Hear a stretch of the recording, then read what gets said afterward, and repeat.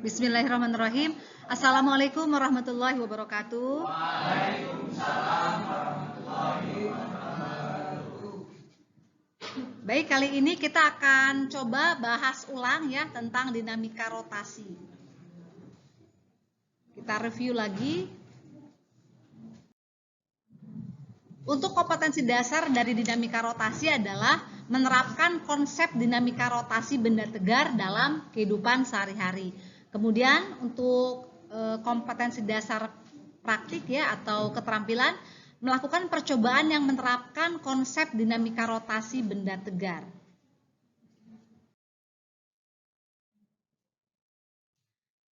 Apa yang dipelajari dalam dinamika rotasi? Dinamika rotasi adalah, sekali lagi, ilmu yang mempelajari tentang gerak rotasi benda dengan memperhatikan penyebabnya. Nah, penyebabnya itu namanya apa? Momen gaya ya. Kapan suatu benda dikatakan bergerak rotasi? Kalau semua bagian benda itu berputar ya. Jadi semuanya berputar mengelilingi sebuah poros atau yang disebut dengan sumbu putar. Nah, sekarang yang kita bahas di sini adalah dinamika rotasi benda tegar. Nah, apa sih benda tegar itu? Benda yang tidak mengalami perubahan bentuk akibat pengaruh gaya. Jadi kalau dikasih gaya, bendanya tetap tidak berubah bentuknya, volumenya ya. Itu disebut dengan benda tegar. Nah, yang kita bahas di sini adalah dinamika rotasi benda tegar. Nah, kemarin kita sudah kenalan sama penyebab benda bergerak rotasi, yaitu adalah momen gaya atau biasa disebut dengan torsi. Oke, ini sudah kita lihat kemarin. Nah, kita lihat lagi ke sini. Mana nih momen gaya, seperti apa sih momen gaya? Kita lihat. Di sini kelihatan ya. Nah, poin-pointer Ibu kelihatan ya. Jika ini adalah poros putar, jadi pusat putarannya itu di sini di poros putar. Kemudian misalnya di sini adalah sebuah papan atau misalnya papan gitu ya. Ini adalah panjangnya sebesar D, kemudian diberi gaya ke bawah sebesar F. Maka yang D ini ya, panjang dari poros putar ke titik tangkap gaya itu disebut dengan lengan gaya. Kalau di SMP istilahnya adalah lengan kuasa ya. Nah, yang F-nya ini adalah bukan lengan. Tapi di sini adalah gaya. Kalau di SMP istilahnya adalah kuasa ya. Jadi ada lengan gaya, ada gaya. Lengan gaya itu jarak antara poros putar ke titik tangkap gaya ya. Oke ya. Nah, momen gaya menyebabkan benda berputar. Putaran ada dua macam nih. Ada putaran searah jarum jam, ada putaran berlawanan arah jarum jam. Kalau ada benda kayak gini ya, ini poros putarnya, ditarik dengan gaya F ke bawah, kira-kira muternya searah jarum jam atau berlawanan arah jarum jam? Searah. Nah, kalau searah nih, maka kita bikin perjanjian tanda aja. Kalau menyebabkan putaran searah jarum jam, maka momen gayanya bernilai positif. Oke ya? Nah, dengan dengan ini yang sama ya. Jadi dengan kalau berlawanan arah jarum jam, maka momen gaya tandanya negatif. Gimana Bu kalau momen gayanya sama dengan 0? Bendanya berotasi nggak? Enggak. Kenapa nggak berotasi? Tidak ada penyebab benda bergerak rotasi. Orang momen gayanya 0 gitu ya. Oke ya. Nah, bagaimana cara mencari momen gaya? Momen gaya secara umum sih rumusnya ini ya. Torsi atau tau ini sama dengan D cross F ya. D cross F ini menggunakan perkalian cross vektor. Kalau mau jadi skalarnya nanti akan menghasilkan sin theta, dengan theta adalah sudut antara D dengan F. Tapi di sini biar mudahnya gini aja. Kita ambil aja tau ini sama dengan F kali D gitu ya. Tapi ada syarat nih. Syaratnya F dengan D adalah sudutnya tegak lurus ya.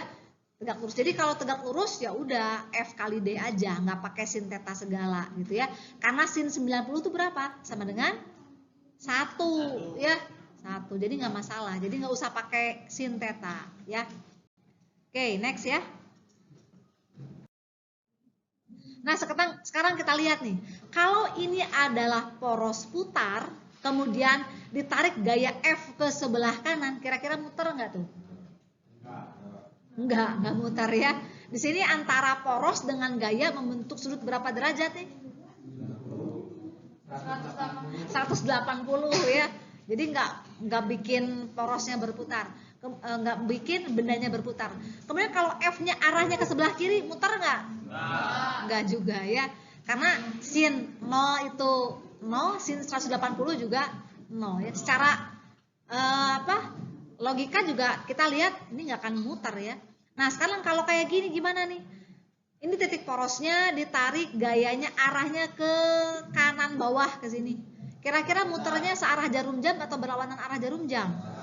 Searah. Berarti momen gaya bernilai positif. Sip ya.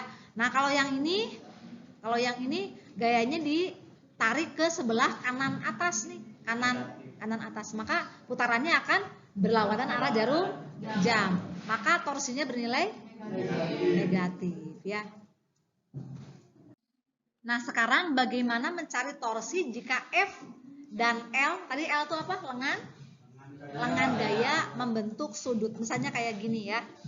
Nah, jadi F-nya tuh arahnya ke sini, nggak tegak lurus. Ya udah, karena F itu adalah vektor, ya, F itu adalah vektor, maka kita uraikan ke sumbu Y saja supaya tegak lurus terhadap lengan gaya, ya. Kalau ini F sudutnya theta, maka yang arahnya ke sini F cos theta, yang arahnya ke atas F sin theta. Sehingga nanti kita dapatkan torsinya sebesar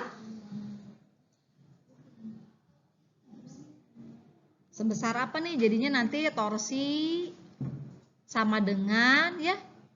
Tadi apa F dikalikan jadi F sin theta dikali sama L gitu ya. Jadi ini F yang sudah tegak lurus terhadap lengan gaya ya. Oke, ini aplikasi dalam kehidupan kita sehari-hari ya. Perhatikan gambar berikut. Di sini ada Hasan sama Husna lagi naik jungkat-jungkit ya. Nah, di sini diketahui bahwa jarak antara Hasan dan titik tumpu adalah 30 cm. Jadi kita bilang aja ini ada ini Hasan misalnya ini 1 gitu ya. Yang Husnanya 2 karena sama-sama H nih ya. Jadi nah kita bilang berarti yang diketahuinya adalah apa? Kalau ini poros ya, ini poros, maka diketahuinya L1 ya. Lengan gaya 1, lengan gayanya Hasan tuh berapa? 30 cm. Jika massa Hasan dan Husna berturut-turut 20 kg dan 25 kg. Nah, jadi Hasan sama Husna tuh beratnya nggak sama ya. Beratnya nggak sama, tapi pengen main jungkit dan pengen mainnya tuh nggak seimbang gitu ya, bisa naik turun. Kan kalau yang berat sebelah kan nanti berat terus nanti jomplang ya. Jadi berat di sebelah yang berat aja. Nah, ternyata Husna lebih berat nih gitu ya. Jadi kalau masanya Hasan 20 kg, beratnya Hasan berapa? Masih ada yang tahu nggak? Beratnya Hasan. Beratnya Hasan berapa beratnya Hasan? 20. Kalau masanya Hasan 20 kg, beratnya Hasan berapa? Kita anggap aja Hasan ada di ujung gitu ya. Di ujung sorry. Ada di ujung. Misalnya ini gayanya Hasan pasti kan ke bawah ya. Ini kita bilang aja di sini W1 atau F1 ya. Ini F1 atau W1 berat ya, beratnya Hasan. Kalau masanya Hasan itu 20 kg, berarti beratnya berapa? M dikalikan G. M dikalikan G ya, M1. Jadi berapa nih beratnya? 200 Newton. Dari mana? M-nya 20 kg, G-nya kita ambil 10 ya. Sedangkan beratnya Husna berapa beratnya Husna? F2. Ya, ini F2 atau sama dengan W2 gitu ya. Itu sama dengan berapa? 250 Newton. Bu, dari mana 250 Newton? Ya udah, masanya Husna aja dikali percepatan gravitasi bumi, ya. Nah, di sini tadi panjang L1-nya itu sama dengan 30 cm. Kita ingin agar jungkat-jungkit ini seimbang. Supaya jungkat-jungkitnya seimbang gimana caranya? Gitu ya. Berarti kita ingin nantinya torsi 1 sama dengan torsi ke-2 ya. Kalau Husna menyebabkan putarannya searah jarum jam, kalau Hasan menyebabkan putaran berlawanan arah jarum jam. Kita pengen besarnya tuh jadi sama. Ya udah, masukin aja deh. Gitu ya. Ini apa nih? F1 dikalikan L. 1 sama dengan F2 dikali L2. Masukin F1-nya berapa tadi? 200 ya, 200 Newton. Ini dikali 30. Bu, kenapa nggak dijadiin meter? Kan di sebelah kanannya sentimeter juga, jadi bisa dicoret ya. F2-nya berapa? 250 dikali L2 ya. Kita coret satunya, ini coret-coret. 200 dikali 3, 600. Ini sama dengan 25 L2. Jadi L2 berapa nih L2? 600 dibagi 25. 100 dibagi 25, 4. 4 kali genep 24. Berarti 24 apa nih? 24 cm gitu ya. Jadi Husna jangan 30 cm lagi, tapi Husna harus agak maju ke depan ya. Jadi harus maju ke depan, mundur ke belakang ya. Maju di posisi 24 cm gitu ya. Berikutnya nih, perhatikan gambar berikut ini. Secara berturut-turut berat A, B, dan C adalah 200 Newton. Ini udah berat, jadi nggak usah kalian konversi lagi ya. 200 Newton, jadi A-nya 200 Newton nih. Yang B-nya 300 Newton dan C-nya 600 Newton. Ya, 600 Newton. Mereka pengen naik jungkat-jungkit bareng-bareng, bertiga. Gimana caranya? Jarak A dan B terhadap poros berturut-turut. A ke poros 3 meter, B ke poros 2 meter. Tentukan jarak C ke poros agar jungkat-jungkit ini setimbang. Ya, supaya setimbang, berapa jarak antara C ke poros putar? Oke, ini masih latihan lagi, yang tadi harus dikerjain ya. Oke, ini Ibu ingin memperlihatkan bagaimana mencari momen gaya, ya, resultan momen gaya untuk gaya-gaya yang tidak tegak lurus terhadap lengan gaya, ya. Oke, perhatikan ketiga sistem di bawah ini. Terlihat ya? Oke, di bawah ini terdapat 3 buah sistem yang masing-masing panjang batangnya 4 meter. Jadi panjang batangnya berapa? 4 meter. Kalau dari O ke A 2 meter, dari A ke ujung berapa meter? 2 meter. Ya. Oke. Ini kayaknya sama semuanya. Tentukan besar torsi yang bekerja pada titik acuan O dan tentukan pula arah putaran batang yang dihasilkan oleh masing-masing torsi tersebut. Oke, paham soalnya? Nah, oke, kita lihat contoh berikut ini. Oke, ini dari soal yang tadi. Nah, sekarang Ibu ambil satu soal saja sebagai contoh. Batang panjangnya berapa meter? 4 meter ya. Dikasih gaya di titik A, arahnya ke kiri atas ya, ke kiri atas. Membentuk sudut 45 derajat dengan besar gaya 4/2 Newton ya. Kemudian dikasih gaya juga arahnya ke bawah, besarnya 4 Newton. Tentukan besar torsi dan tentukan pula arah putaran yang dihasilkan oleh masing-masing torsi. Untuk yang ini ya, kita kasih nama dulu aja deh biar gampang. Kita kasih nama, misalnya ini adalah F1 ya. F1, yang ini adalah F2. Atau mau FA juga boleh, FA. Di sini FA.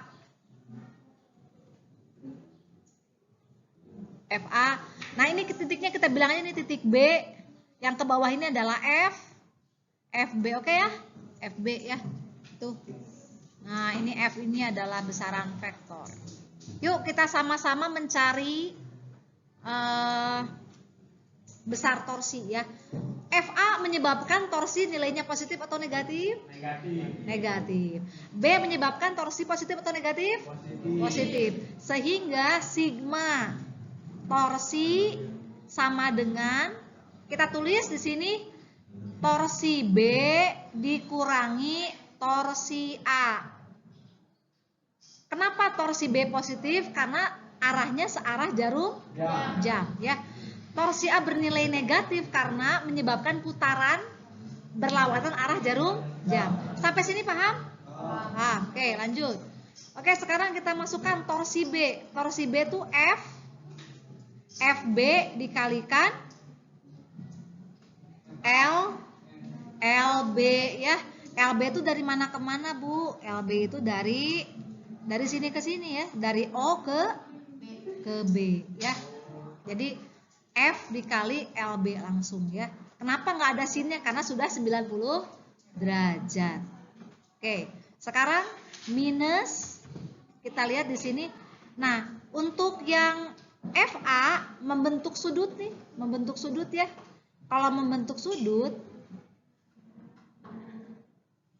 oke, di sini membentuk sudut, maka yang kita ambil bukan yang ini, tetapi garis ke atas yang ini. Ya, jadi gaya yang kita proyeksi ke arah sumbu Y ya. Sehingga kalau kita gambar kira-kira lah ya. Di sini arahnya tuh ke atas. Ke atas gitu ya. Nah, di sini ini adalah FA. FA apa yang sebelah sini? FA sin 45 derajat ya. Jadi kalau ini sudutnya itu yang ke atas itu FA sin 45 derajat. Maka yang kita ambil bukan yang 4 akar 2, tapi yang FA sin 45 yang membentuk sudut 90 derajat terhadap lengan gaya. Masukin deh sini.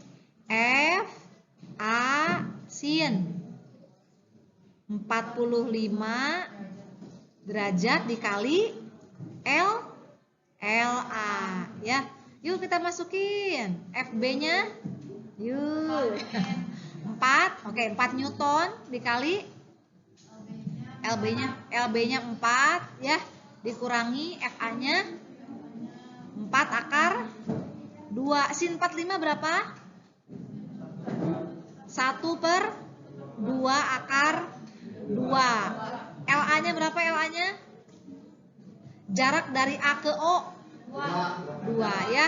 Oke, kita masukkan sini 4 kali 4 16 dikurangi, kita lihat ini 2 ya, dibagi 2, coret. Akar 2 dikali akar 2 berapa? 2. Sehingga ini 4 dikali 2 berapa? 8. Sehingga 8 ya, 8. Maka hasilnya adalah 16 dikurangi 8, 8. 8 apa satuannya? Newton meter. Lihat hasilnya bernilai positif. Artinya batang berputar searah jarum jam. Ya. Jadi karena sigma torsinya positif, maka arah putaran searah jarum jam. Demikianlah pembahasan kita pada kesempatan kali ini. Semoga bermanfaat. Assalamualaikum warahmatullahi wabarakatuh.